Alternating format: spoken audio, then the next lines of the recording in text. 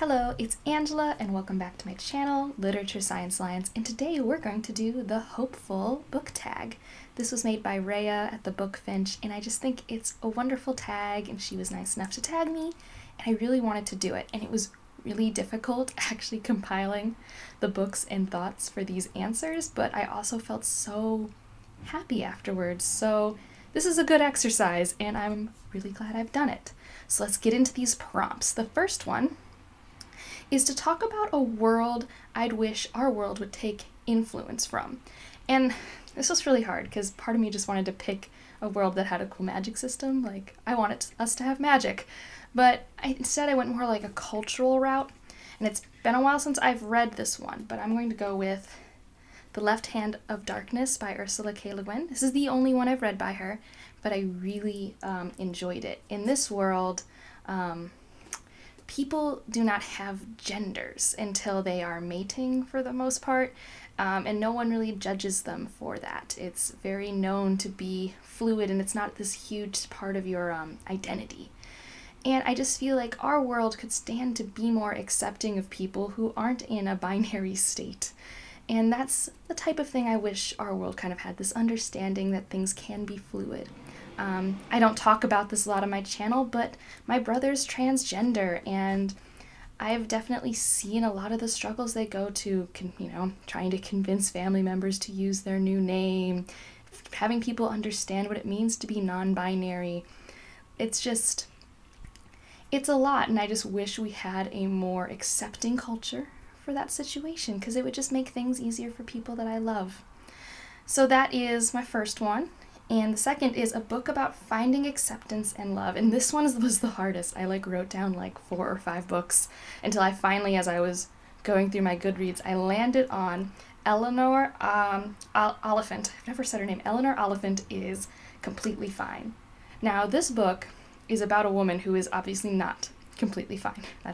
The title is one of those things, right? And this whole story is her trying to accept who she is and really find love within herself is what I took from it.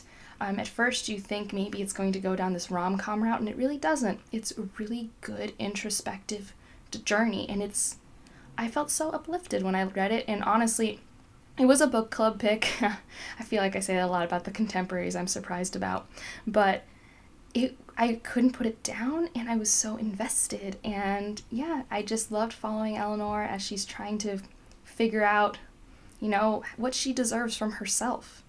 And so that's my pick for this one. And the third one is a nonfiction that makes you appreciate the world. Now, this one, I can never remember the full title, but I'm going to put it up here, and it's Quiet. And this is a book about being introverted in a world that won't stop talking, essentially. Now, I am more of an ambivert, which is like an extrovert and an introvert. I'm good at a party, but I also like to read books. It's one of those things. But I have a lot of introverted friends, and one of them told me about this book. She's in business, so it's quite a challenge to be an introvert in a business setting, and I wanted to understand her better. So I picked this book up, and I learned a lot about myself. I, never really recognized my need to have at least one night a week where it's just me time, which is, a very introverted way of recharging. So I really appreciated what I learned about the world then. I felt like I understood, I don't actually even know how many introverts there are in the world. I feel like at least half the population, because I always try to increase my empathy, because the alternative is just being mad or confused about people all the time, and I don't know. I will always err on the side of empathy if I can get there. And now the fourth one is a book about community and people working together for all. And this one is actually another nonfiction. I was actually, the minute I saw it on my Goodreads, I'm like, of course, this is the one for that. And this is The Girls of the Atomic City. I think that's its full name. You will see a picture. I actually gifted this to some friends for Christmas. This is the story of a town in Tennessee that was made purely to refine uranium during World War II. Now, they didn't know that's what they were doing, and mostly this town was run by women because most of the men were in the war. And just how this community came together, followed the rules, it was really cool to read about. And really cool figuring out how they didn't know what they were doing. How do you keep that a secret? Who knew what? And I guess also this is just more of a global thing, kind of similar to how we're all trying to do what's best for our communities right now. But, back then there was more rationing, and, You couldn't have the stockings everyone liked to have for dances, so instead they'd use makeup to make a line down the back of their leg to pretend like they had them on. Like, the solidarity of accepting sacrifice but still trying to live your life. This whole community was fascinating to me. It was a story I never knew about in American history, and it was just really cool. It was another good gift from my grandmother to myself, so should read the other one she's given me. And the 5th prompt is to talk about 3 booktubers that their optimism brings you joy. Now, I'm going to talk about 4 because I could not hold back, and also these are the people I'm tagging for this video as well.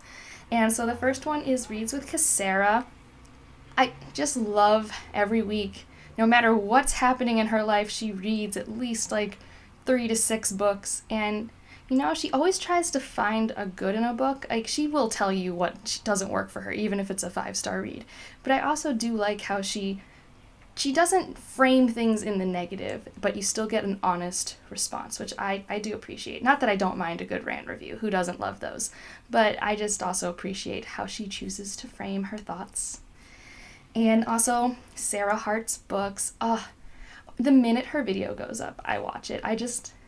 I don't know, I love her attitude. It's always pretty positive. It's always, I have these goals. I'm going to try and meet them. She has this optimism, and she's going to do her best. And I don't know, I just like her personality. It's great to watch. And I just love all her vlogs. I have a great time. She really should have more subscribers than she does, so you should for sure go check her out. And then we have Justine from I Should Read That. Now, I don't know, even in this time of anxiety and chaos, she's still producing such good, cozy content while still being honest with how she's responding to the situation.